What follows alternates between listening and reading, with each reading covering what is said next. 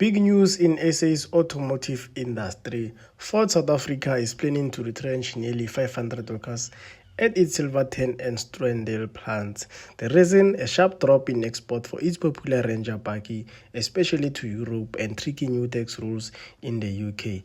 Let's break down exactly what's going on, who's affected, and what this means for South Africa. Hit that subscribe button and let's dive in. Ford has issued a Section 189 notice to unions, signaling it will cut 474 permanent jobs, 391 operator roles in Silverton Assembly Plant, 73 at Struendale Engine Plant, plus about 10 administrative roles.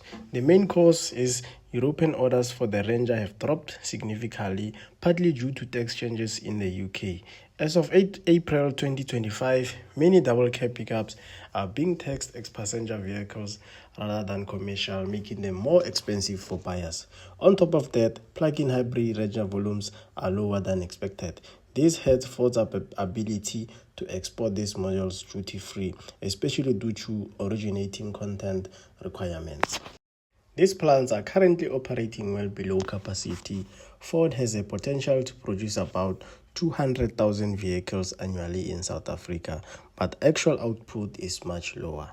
Local demand for the Ranger remains stable, but because of weak export volumes, the company needs to scale down its production footwork. Ford says they are not shutting shifts entirely in some reports, but are reducing volume to match real demand. NUMSA and Solidarity have called on Ford to halt the retrenchment process and engage in meaningful negotiations.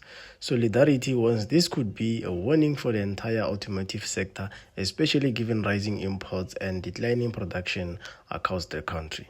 Government and industry leaders are under pressure to respond, as South Africa risks losing competitiveness in auto export market. For affected workers, this is a major blow, especially in Pretoria and Gqeberha, where these plants are major employers. Entire communities may feel the ripple effect.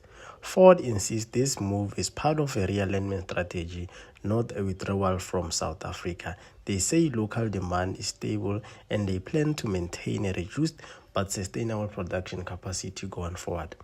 But the bigger picture, as Europe moves towards stricter tax rules and more electric or hybrid regulations, Ford and other manufacturers must adapt. Also, the government must support localization, protect manufacturing, and reduce dependence on imports. The consultation process under South African law, Section 189, is ongoing. This is where negotiations happen. What kind of packages, redeployment, or retraining programs will be offered is critical to watch. Ford's decision to retrench workers in South Africa is a stark reminder that global policy changes, like UK tax reforms, can have deep local consequences. Whether the auto sector here recovers or declines depends on how well companies adapt and how government and unions respond to protect jobs. If you found this video useful, be sure to like, comment your thoughts, and subscribe for more coverage of South African auto industry. I'm Mudumo Mukono to see you in the next one.